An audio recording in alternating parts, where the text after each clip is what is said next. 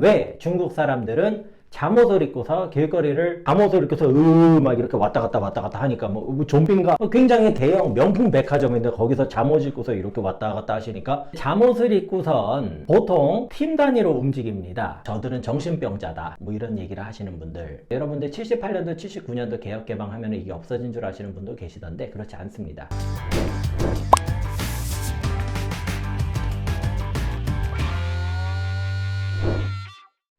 안녕하세요.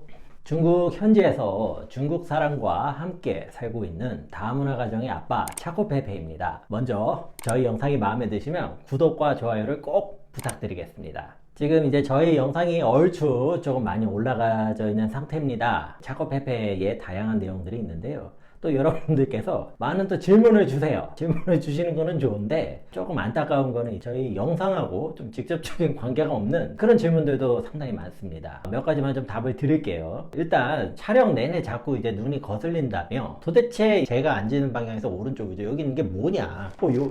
요게 뭐냐 그러시는 분들이 있는데 요거는 이제 저희 화장실 청소하는 이거예요. 제가 지금 화장실에서 숨어가지고 이러고 있거든요. 요거였다. 그 궁금하셔도 됐죠 이제? 또 이제 눈매가 날카로운 분들은 왜 차코페페 여기 턱 아래 뭔 상처가 났다. 다른 게 아니고 둘째가 잘 때 이제 같이 데리고 자는데 얘가 가끔씩 발차기를 합니다. 지 엄마 쪽으로 가면은 이제 지 엄마가 힘들고 제가 있는 데 있으면 제가 근데 이게 한번 된통 맞았어요 제가.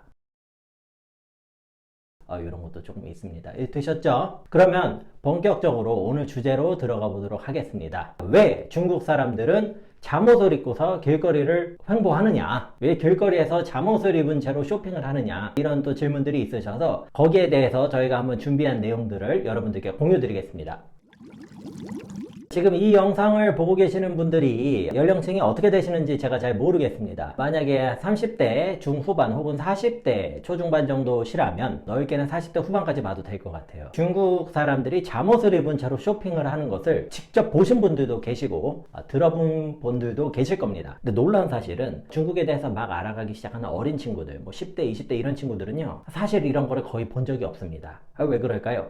중국도 계속 빠르게 변화하고 있기 때문에 그러거든요. 하지만 그럼에도 불구하고 잠옷을 입었던 그들의 문화는 도대체 뭐냐, 이걸 한번 알아보겠습니다. 잠옷을 입고선 보통 팀 단위로 움직입니다. 부부가 보통 연령층 한 40대 이상이에요. 젊은 사람들은 이런 일이 없어요. 두 부부가 굉장히 사이도 좋아요. 이분들이 손을 잡고 이렇게 주는데, 이런 분들이 옛날에 90년대에서 00년대에 대형 백화점 등지에서 출몰 하셨습니다. 그래서 당시 한국 사람들이 아주 경악을 금치 못하는 거죠. 이분들이 이제 유유하게 에스컬레이터를 타시기도 하고 돌아다니시면서 종업원들하고 대화도 이제 여유 있게 나누시는 그런 모습들을 보면서 우리가 순간 많이 당황을 했던 그런 적이 있습니다. 그때 이제 보면은 저녁에 막 잠옷을 이렇게 해서 막 이렇게 왔다 갔다 하니까 뭐 좀비인가 막 놀라는 사람도 있고, 굉장히 대형 명품 백화점인데 거기서 잠옷 입고서 이렇게 왔다 갔다 하시니까 그런 모습을 보면서 당황을 하는 사람도 있고 그래요. 도대체 이게 어떻게 된 것인가? 한국 사람들의 반응도 못지않게 황당하기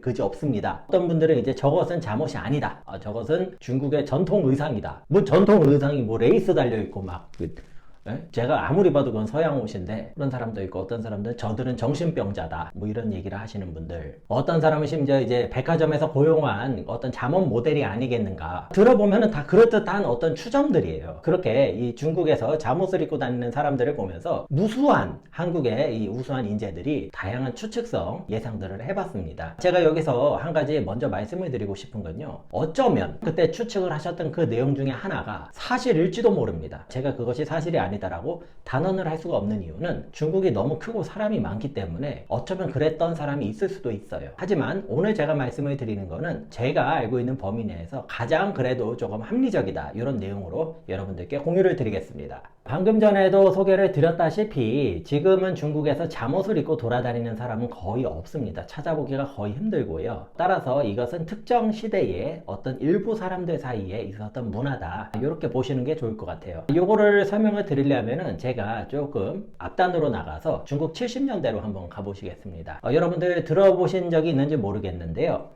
복리분방 제도라는 제도가 있었습니다. 중국말로는 부리분방제라는 게 있어요. 부리분방. 이게 뭐냐면은 복리는 우리말로 복지예요. 복지가 뭐냐면은 국가에서 해주는 건데, 예전에는 중국이 100% 사회주의였거든요. 주택이라는 거를 나라에서 100% 책임을 져야 하는 공급 대상이었습니다. 이게 시장에서 거래되던 어떤 대상물이 아니었어요. 그러다 보니까 집을 이제 중국말로 방이라고 그러거든요. 방. 그래서 분방, 집을 나눠준다. 그래서 복리분방이라고 불렀어요. 이 제도에 의해서 모든 사람들이 자기가 소속된 회사라고 할게요.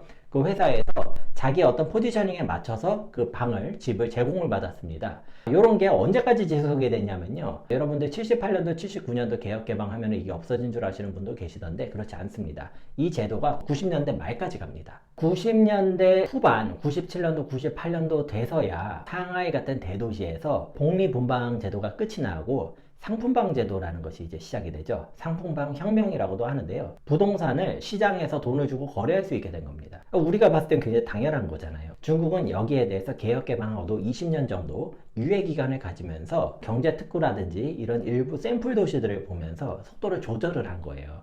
그래서 자기네가 이렇게 한번 운영을 해보자라는 틀이 잡히니까 이제 시장에서 부동산이 거래가 될 수 있게 된 겁니다. 근데 문제는 뭐냐면 그렇다고 해도 당장 거래를 하라고 해도 부동산은 바로 생기는 게 아니잖아요. 사람들은 대부분 복리분방 시절에 살고 있던 그 집을 자기가 구입을 해가지고 살고 있는 형태가 90년대입니다. 그리고 이때 우리나라 사람들이 중국에 와가지고 살기도 하고 출장도 오면서 보게 됩니다. 뭐 이때 중국 사람들이 살았던 집이라는 건요, 차별화라는 걸 하기가 상당히 쉽지가 않아요. 없던 건 아닌데 차별화를 하기는 쉽지는 않았고, 나라에서 특정한 규격을 만들어서 표준화된 집을 전국에다 다 깔아버립니다.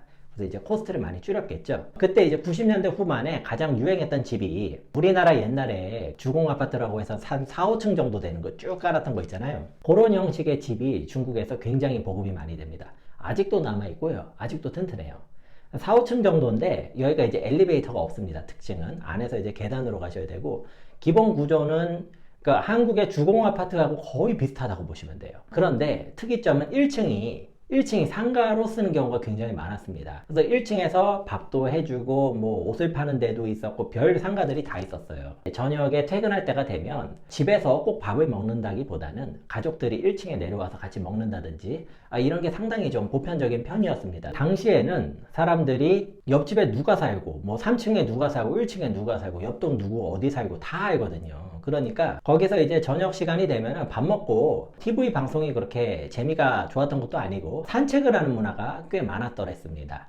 그래서 두 부부가 같이 이런저런 이야기를 하면서 아파트 단지 내에서 그 단지 내에서 산책도 하고 사람들하고 인사도 하고 이런 거를 이렇게 편안하게 둘러볼 수 있는 그런 문화가 있었어요. 그 상황을 일단 여러분 한번 상상을 해서, 여기까지는 이제 우리가 상상하기 어렵지가 않습니다. 그렇게 동네에서 저녁 마실 다니고 이러는 상황인데, 점점 어떤 사람들이 이제 등장을 하냐면 자녀가 영미권 국가에서 공부를 한다든지, 공부 잘한 사람이 있으니까요. 가가지고 하면 거기서 선물을 보낸다든지, 돈이 많은 사람들이 해외에 가가지고 선물을 사온다든지 자기 뭐 용품을 사온다든지 하는데, 그때 이제 서양식 잠옷이 이제 온 거예요. 근데 이게 굉장히 부들부들하고 보기에도 이제 예쁘잖아요. 레이스도 있고 뭐 이렇게 핑크색도 좀 들어가고, 중국에서 보기에는 그런 거 있죠. 굉장히 좋게 보이는 거죠.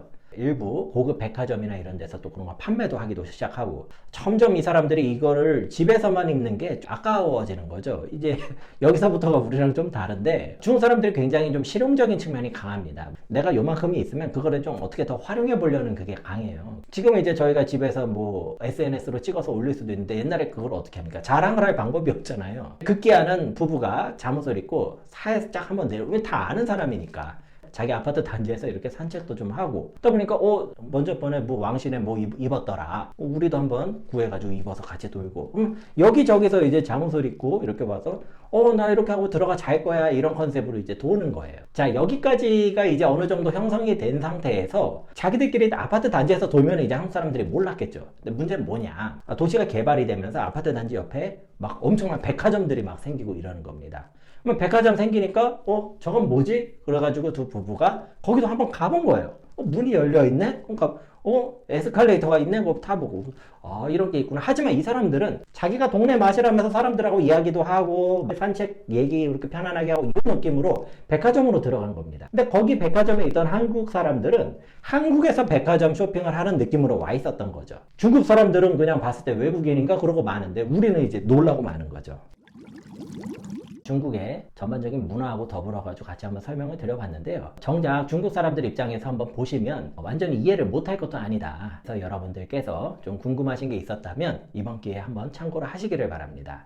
제가 꼭 강조를 드리고 싶은 것은 제가 말씀을 드린 게 유일한 정답이라고 생각을 하지 않습니다. 어쩌면 이 영상을 보시는 어떤 중국 분께서는 그렇지 않은데라고 생각하실 수도 있어요. 충분히 그럴 수 있습니다. 중국이라서 그래요. 중국이라서. 중국에 대해서 여러분이 아시면 아실수록 또 다른 엄청난 가능성들이 열립니다. 이게 이제 중국은 많이 알수록 몰라진다라는 말이 이제 이런 의미거든요. 일단은 궁금하신 부분들 있으셨다면 참고하셨으면 하고요. 다음번에도 또 여러분들께서 관심 가지시는 그런 내용들을 가지고 또 이렇게 준비를 해서 여러분들을 찾아뵙겠습니다. 시청을 해주셔서 감사합니다. 내용이 좋았다면 구독과 좋아요를 꼭 눌러주세요.